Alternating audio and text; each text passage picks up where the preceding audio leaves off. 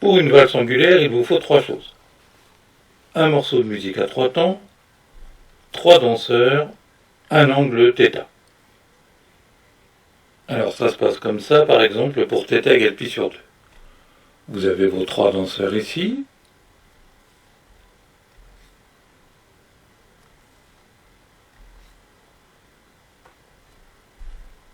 Dans un premier temps, rouge va tourner autour de bleu d'un angle θ, donc pour pi sur 2 ça donnerait ça. Dans un deuxième temps, bleu va tourner autour de jaune d'un angle θ. Et puis au dernier temps, jaune va tourner autour de rouge d'un angle θ. Mais attention, la nouvelle position de rouge, qui va donc l'amener à peu près ici. Donc vous avez des rotations comme ça.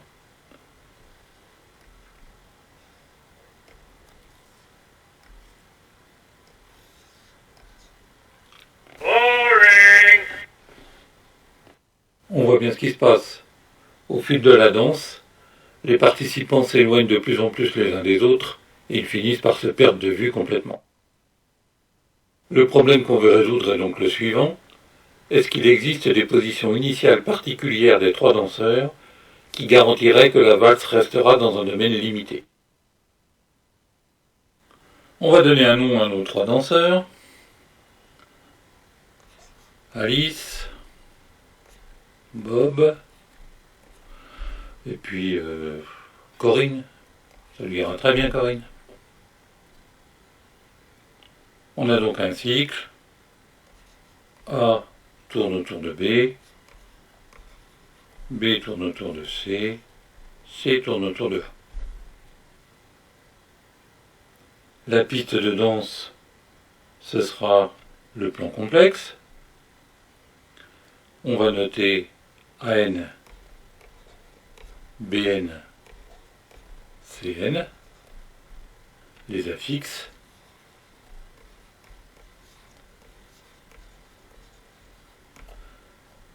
Après, N cycle.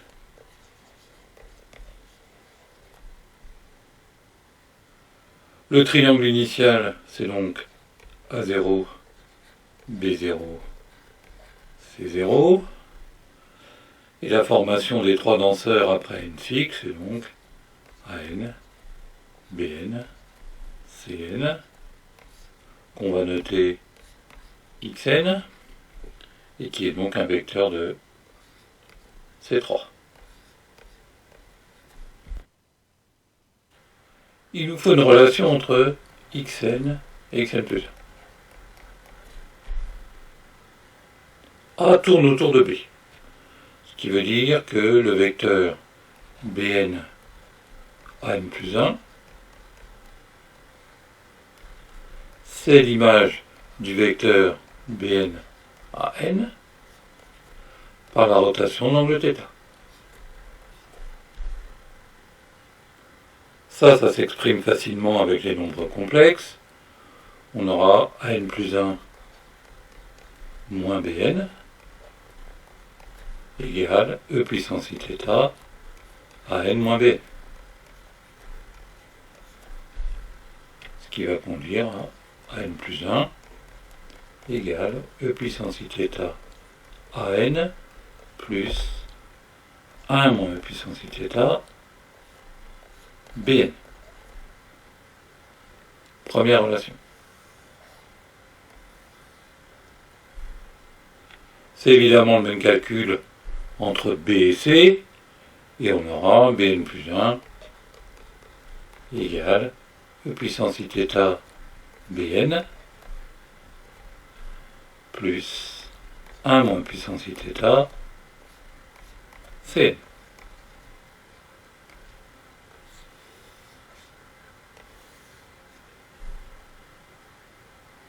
C'est un peu différent pour ce qui se passe entre C et A, puisque C tourne autour de la nouvelle position de A.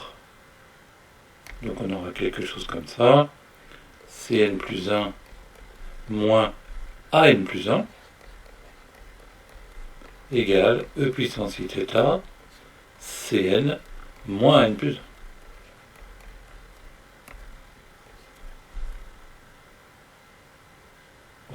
dit Cn plus 1, ce sera 1 moins e puissance iθ à n plus 1 plus e puissance iθ Cn. Mais à n plus 1 on connaît, c'est la première relation, donc ça donne 1 moins e puissance iθ e puissance iθ à n plus 1 moins e puissance iθ au carré Bn plus e puissance iθ Cn. On peut synthétiser ces trois relations sous forme d'un produit matriciel qui nous donnera I indice n plus 1 égale T indice θ xn. T indice θ, c'est la matrice qui fait passer de l'état du système après n cycle à l'état du système après n plus un cycle, donc c'est ce qu'on appelle une matrice de transition.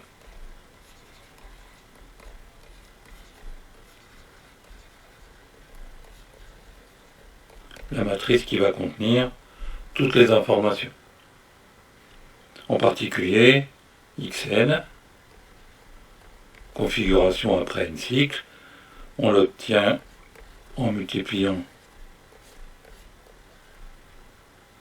la configuration initiale par t indice θ à la puissance n. Pour calculer les puissances de t indice θ, il nous faudrait des valeurs propres, donc le polynôme caractéristique. Alors je vous ai épargné le calcul et on obtient ça. C'est un polynôme de degré 3, à coefficient complexe. On n'est pas très armé pour étudier ça. L'idéal, ce serait d'avoir une valeur propre évidente. Alors réfléchissons un peu. Imaginez que vos trois danseurs soient au même endroit à un certain moment. Donc forment un triangle réduit à un seul point, Z, Z, Z. Pendant toute la durée de la danse, ils vont donc rester au même endroit.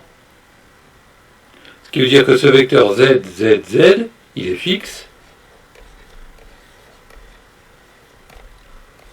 pour t indice θ.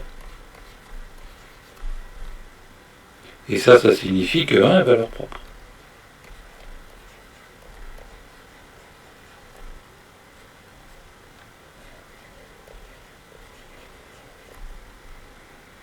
On a même certains vecteurs propres. Donc tout vecteur collinaire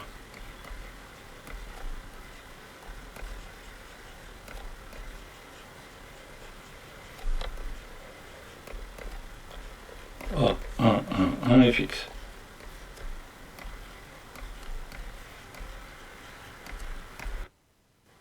Maintenant qu'on sait que 1 est racine de P, on peut faire une division euclidienne et obtenir cette factorisation.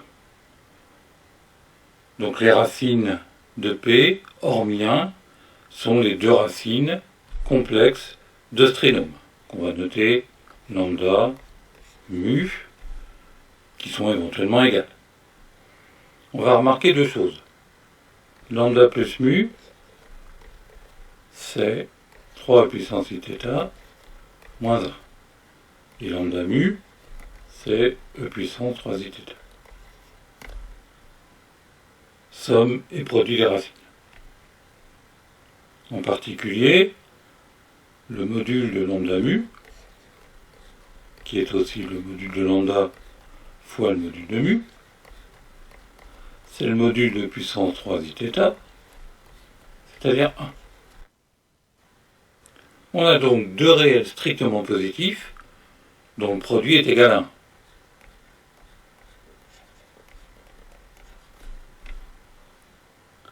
Donc soit ils sont tous les deux égaux à 1, soit l'un est strictement plus grand que 1, l'autre est strictement plus petit que 1.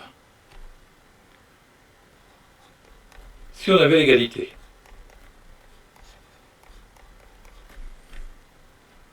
alors 2, qui serait égal à lambda plus mu, module de lambda plus module de mu, serait plus grand que le module de la somme, c'est-à-dire le module de 3 puissance iθ moins 1. Donc on aurait module de puissance iθ moins 1 tiers inférieur ou égal à 2 tiers.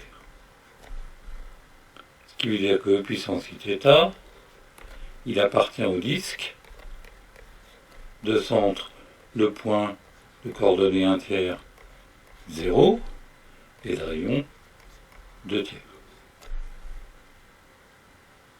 Mais E puissance iθ, il est aussi sur le disque, il est même sur le cercle de centre haut et de rayon 1.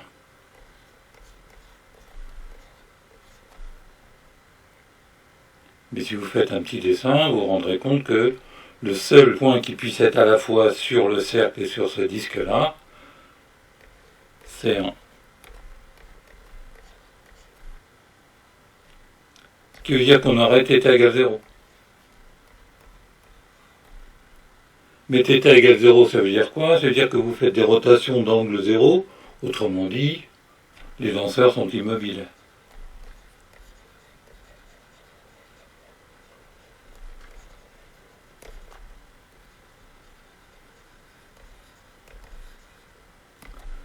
C'est évidemment pas le cas le plus intéressant, donc on va pouvoir supposer que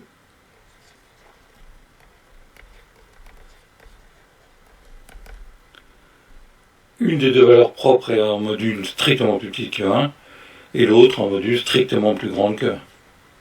Pour fixer les idées, on va supposer que lambda est plus petit que 1, et mu est plus grand que 1.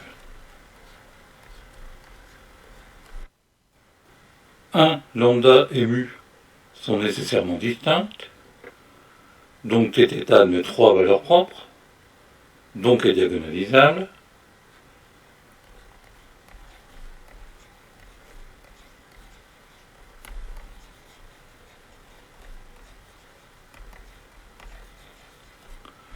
Les 3 valeurs propres sont associées à des sous-espaces propres de dimension 1. En particulier, on sait déjà que E1 de θ, c'est vect du vecteur U égale 1, 1, 1. On va poser E lambda de θ égale vect d'un certain vecteur V égale V1, V2 et V3.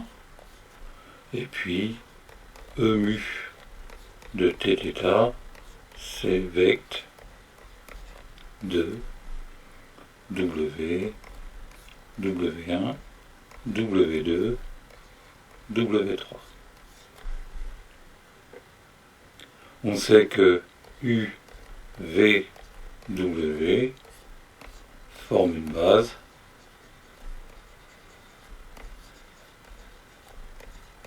de ces 3. Et maintenant, on a tout ce qu'il faut pour résoudre le problème.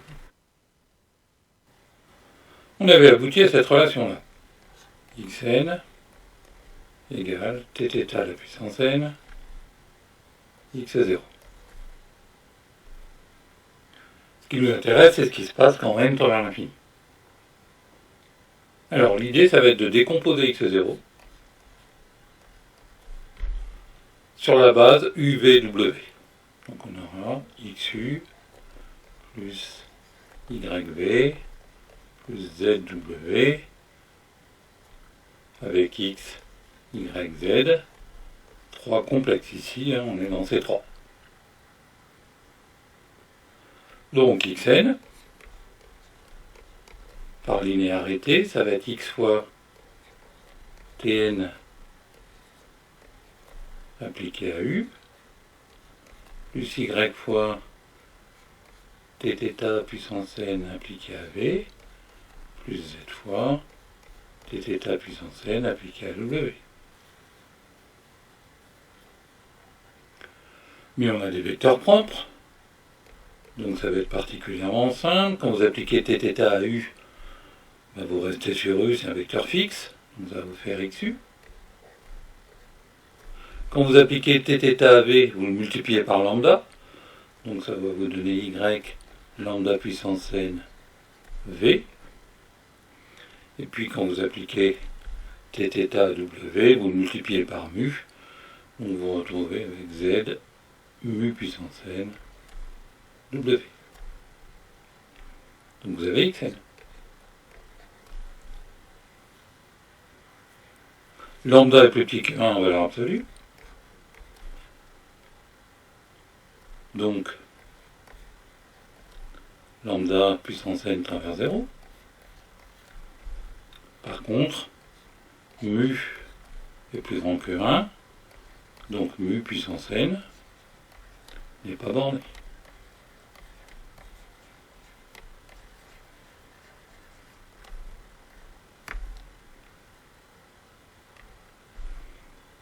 Donc si on veut que Xn reste borné,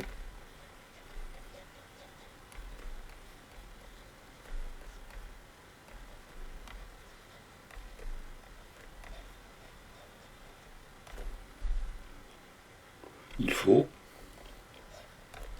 et il suffit d'ailleurs, que Z soit nul. Autrement dit, il ne faut pas qu'il y ait de composante sur W. Ce qui veut dire que votre configuration initiale x est 0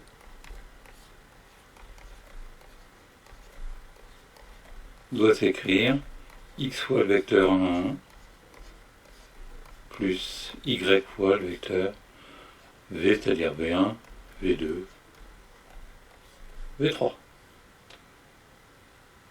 Alors on peut interpréter ça un peu plus concrètement de manière géométrique. On aura A0 qui vaut x plus yv1, B0 qui vaut x plus yv2, C0 qui vaut x plus yv3, ce qui signifie quoi? Que A0, B0 et C0 sont les images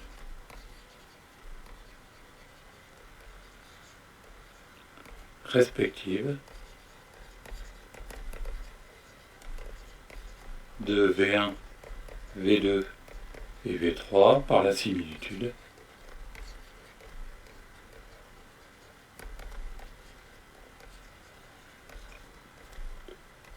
T donne x plus yt. Donc les solutions du problème sont les triangles A0, B0, C0 semblables au triangle V.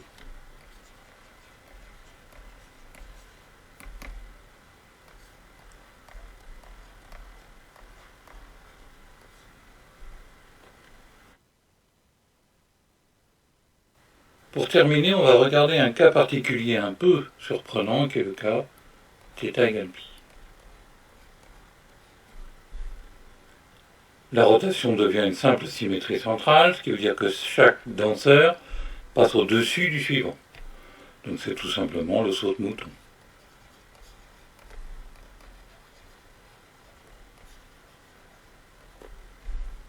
On peut trouver facilement les deux valeurs propres. Lambda, c'est moins 2 plus racine de 5, qui est bien de module strictement plus petit que 1, et puis mu, moins 2 moins racine de 5, qui est le module strictement plus grand que 1. On peut aussi facilement trouver le vecteur V, et on se rend compte que les triangles de solution sont en fait des triangles plats. Ce qui veut dire que vos trois danseurs doivent être alignés. A,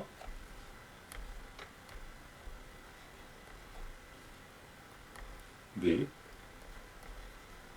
et C. Mais attention, alignés dans cet ordre-là. Et il y a même une contrainte supplémentaire. Il faut que le rapport des longueurs, AC sur AB, soit égal au suspect habituel, le Kaiser-Sosé des maths, le nombre d'or.